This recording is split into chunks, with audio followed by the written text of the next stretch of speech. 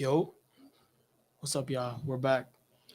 Um, been on the road, so I've slacked on a few videos. I've missed some, but we back, and now we got something interesting because I've heard a lot about well, not a lot. I've just heard whispers like about what happened here with Yo, let's just hop right in, man. I'm sure y'all know the vibes. Ashton Kutcher is in the midst of a PR crisis. After being accused of covering up for his convicted friend Danny Masterson, he's now facing allegations that he lied during the murder trial of Ashley Ellerin. This is disturbing, guys. Welcome to Popcorn Planet. I am Andy Signor, and honestly, I was unaware of this trial, but then I caught up with Aaron Smith-Levin over on Growing Up Scientology, who put this video out, and it's been going viral. I wanted to address it with you guys, too. We're going to try and get him on the show tomorrow. Try to get him on today, but he's slammed, obviously, because this story is blowing up. Again, if you were unaware, Ashton Kutcher was on the stand because he went out on a date with this woman who then was discovered to be brutally stabbed. I'm going to play you this quick CBS clip to sort of summarize things for you. First time Ashton Kutcher spoke publicly about the night his friend Ashley Ellerin was murdered in her Hollywood Hills home. He testified for about 40 minutes Wednesday in the trial of 43-year-old Michael Gargiulo, the air conditioner repairman accused in the brutal killing. Kutcher said he and Ellerin were scheduled to go out on their first date on February 21, 2001, the night she was murdered. He told investigators he was running late when he went to the 22-year-old's home and knocked on the door to take her to a post-Grammys party. During opening statements, prosecutors described the scene. Mr. Kutcher looked in the window and saw what he thought was spilled wine on the floor. We believe now the evidence will show that was actually blood. Investigators believe Gargiulo attacked the fashion student from behind when she got out of her shower. Kutcher testified he left when Ellerin didn't answer her door. He assumed she was upset and departed without him because he was late. Ellerin's roommate found her the next morning, brutally stabbed to death. Prosecutors describe Gargiulo as a methodical and systematic killer. He's accused of attacking at least 4 women, 3 in California and 1 in Illinois. 2 of his California victims, including Ellerin, died. Now, it's important for you to know that no one's accusing Ashton Kutcher of murdering anybody. Let's make sure we're very clear on that. There's some spin out there, people trying to imply that. No, what people are trying to imply is that because Ashton Kutcher wasn't honest during this period, we're going to explain what the accusations against him are. This guy, Michael, the serial killer, was able to go do it again because the cops weren't able to actually process the case because they knew Ashton Kutcher was indeed lying. So what was he lying about? Well, here's Chrissy Bixler, who's coming in, who was dating Danny Masterson at the time. Dear Ashton, know your secrets. Your role model keeps for you ones that would end you. Did you forget I was there? You were on speakerphone the night you called Danny on February 21st, 2001. I heard everything. I heard the plan. In my opinion, you're just as sick as your mentor. Now, what was this plan? Who wrote that? Yes, he was in his car for over an hour outside of Ashley's house, speaking with his manager about what to do to protect Ashton's career and reputation. He then called Danny. I heard the entire conversation. Law enforcement was and is aware of what I'm saying. Yo, it's a hard situation. I mean, it's not hard, but it's less like, it plays with your mind because, I mean, just like, obviously, like, if something like, if someone was murdered or hurt or whatever was happening, like, you hit up the police for sure. But like, it's just harder, like, like on the man's head because we're always looked at as the suspect, you know what I'm saying? And it's like if it was not me, it's like, oh shit, are they gonna look at me as I'm a suspect and I'm at risk of being locked up? So it's like it really plays with your head for sure, but it's a wild situation. Is true. Now, to back her up with his own facts is Aaron Smith-Levin from Growing Up Scientology, who did a wonderful video about 7 months ago. I'm going to share a clip from his more current one because it's a little bit more updated. But just so you guys get the sort of skinny on it, they're basically accusing him, and these are sources that Aaron's gotten from the LAPD, that say he didn't just walk up, look through the window, and leave. No, Ashton walked into the room, to the house, saw her there, freaked out, left, closed the door, went to his car, before calling the authorities, called his management, called his team. This is known because he called Danny and Scientologists and other people heard this conversation, knew about this PR crisis, and basically helped him deduce, don't do anything, go to the party as planned. We'll sort this out later. When it was discovered later, realized, uh-oh, my fingerprints are on the scene. I need to now call the authorities. Hold on. Yeah, that was handled horribly. Like, hearing more of it is like, bro, what do you like act normal now? Like it didn't happen. Like, bro, your shorty just got murdered. Like, what you mean like act normal and just like, oh, like leave? The fuck you talking about, son? That's nuts. And explain why they're there and why I showed up. That's apparently the story. And the issue here is that because Ashton did that, because he freaked out, went to his car, called his manager, and thought about his career first, rather than, oh my God, this friend of mine is stabbed. Because he did that, the LAPD knew he was lying, and knew that would mess up the entire case in trying to get it. When they did find this guy and we're gonna get him, they knew the defense would have a field day with Ashton's testimony and then blaming him. And they knew Ashton didn't do it. But they knew, well, crap, what do we do now to make sure we actually get this guy who did do it, went on to do it again, and was eventually caught because he didn't get away with it the third time, and the woman was able to ID him, and the blood and everything matched. So this guy did it.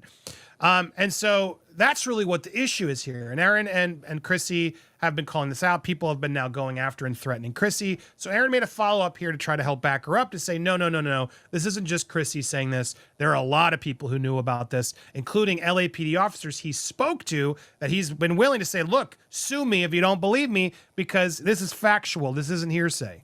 And some of the information is devastating and was shared with me from other former Scientologists who are close with Ash. I just lost thousands of dollars as a business until I started running my creatives on Snapchat ads. Right now, if you set up an ad account and spend $350, Ashton, not Danny, but Ashton, and I shit you not, shared with me from more than one detective at the LAPD. Was he in that shit? I didn't know that. I didn't know he was. And those details were as specific as Ashton crazy. came in multiple times for interrogations. Not like in questioning, not like, did you kill her? But, questioning. The LAPD themselves determined that Ashton was lying about what he saw, didn't see, didn't do at the crime scene. And it was intensely embarrassing. Ashton had to admit to the LAPD that he had been lying. So my video wasn't like, oh my God, this is, the LAPD are now finding out for the first time. No. The LAPD knew Ashton Kutcher had lied in his interrogations about not having entered the house, about I looked in through the window and I saw some red on the carpet, but I thought it was spilled wine.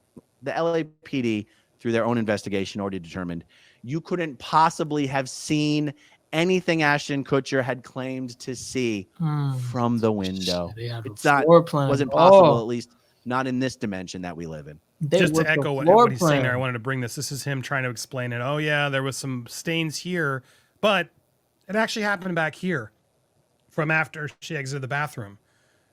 So it makes no sense that she would have been here. How did she get here? And again, this is what the problem is, and why. Bro, lying messes you up, and it's even worse if it's like a situation like this right here. Do not lie, because it'll like it's red flags off rip. It'll mess you up. Why this all became questionable, and honestly, I worry, like, will this then open up the case for the killer? I don't know. I guess the other stuff, this wouldn't affect the other one that he was officially found with, but yeah, when you look at this, well, how did he see it? From this window is where Ashton is sort of saying, I walked up and front door, I looked through the window and didn't see anything. I saw red wine. The story is weird. They knew he was lying about having entered the house, meaning Ashton claimed he never entered the house. He claimed the door was locked. He claimed he tried to open the door and it was locked, and that's why he never went in. And then, But don't you wait? I'm sorry. I know I'm messing up the flow and all. But don't you hate that shit? Like about. It's almost like, bro, police officers or whatever, they be playing with you. Let they have the right answer, like right here, in their heads, or it's written in a folder, and it's like, and you out here like, hey, just playing. Oh, that's what happened. Okay. Oh, really? Nice. Yeah. Nah, it's right here. So that's why lying is just like, bro, don't play yourself, bro. They know. then he looked in the window and he saw some stuff. The LAPD was like, this guy is lying his ass off. Which again makes sense. If this guy really did that and left, he locked up the door behind him. Another detail. It's not that the LAPD never caught the guy. It's that they couldn't prosecute him because Ashton's lies created reasonable doubt.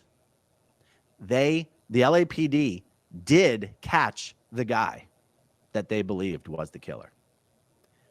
They couldn't prosecute him. The defense would have made mincemeat out of the prosecution because here you had Ashton Kutcher found guilty. I know that's not the right words to be used. He wasn't found guilty. Determined by the investigators to have been lying about his presence at the crime scene. How can you possibly successfully prosecute someone when you have someone who was literally at the crime scene, whose fingerprints are at the crime scene? We're talking about Ashton Kutcher, whose DNA is at the crime scene, who lied about being there, makes him look guilty. Now, nobody thinks Ashton Kutcher was guilty of that crime, but it's why they couldn't prosecute Gargiulo. Was it Michael Gargiulo? And that's the problem. Gargiulo went and did it again because they couldn't prosecute him this time. So I want you to really process this.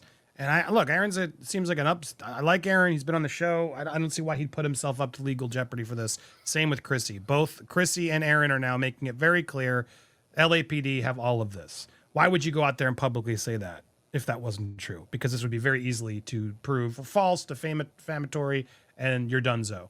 No, this is a problem for Ashton. And think about it. It really explains why he wrote that letter of support for Danny, doesn't it? This guy has everything on Ashton. Very Scientology-y, where Scientology keeps your secrets. And so it explains a little bit more as to why Ashton might defend his brother till the end, because he's the one who called him to get advice when he didn't call the police. I want you to process that for a moment.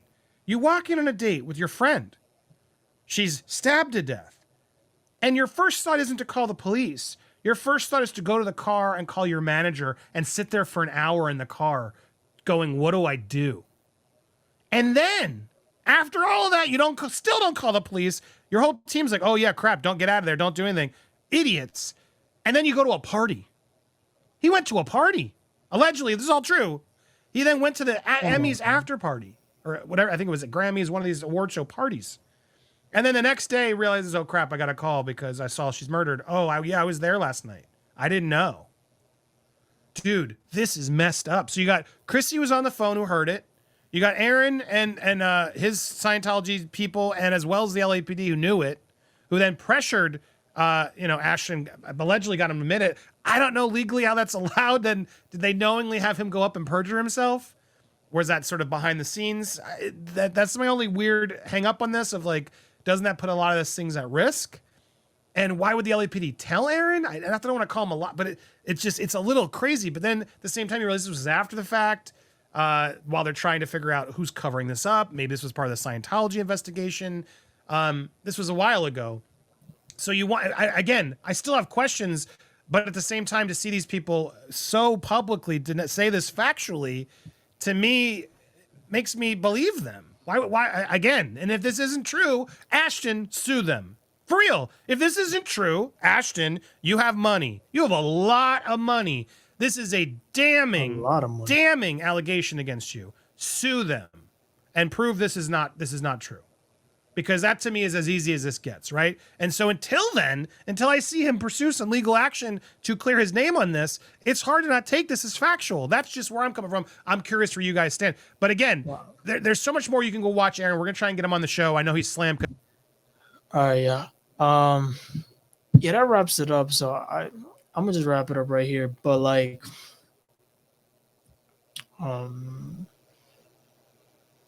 it's wild because all of this shit is not even really about him.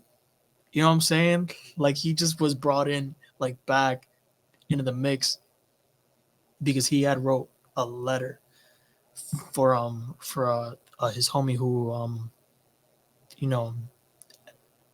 he essayed a few women or so, which is wild as well. But anyways, yeah, I'm gonna wrap it up here.